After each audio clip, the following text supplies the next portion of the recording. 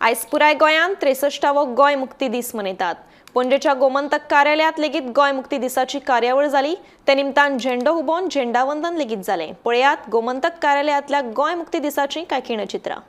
गोंय मुक्तीचो 63वो वर्धापन दीस आज आसा आनीक आमकां सगळ्यांक खरें म्हळ्यार गोंयकारांनी आज एक सोपूत घेवपाची गरज आसा की गोंय जें पळय आमच्या पुर्वजांनी आमचे कडेन दिलां तें तितलेंच बरे तरेन आमी सांबाळून दवरतले।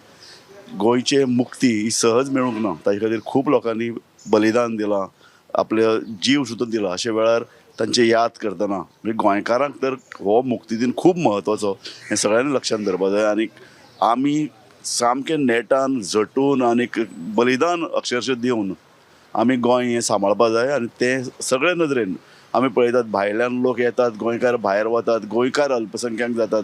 अशा वेळार फुडें गोंय उरतलें काय ना अशे तरेचे एक प्रश्न निर्माण जाला। ताका जाप दितले जाल्यार आमी सगळ्यांनी आमचें गोंय आमकां जाय ही हो जो पळय कितें स्लोगन आसा तो परतून दिवन आतां सगळे एक जावन गोंय सांबाळपाची गरज आसा। आनी म्हाका दिसता हो सोपूत घेवपाचो आयचो दीस।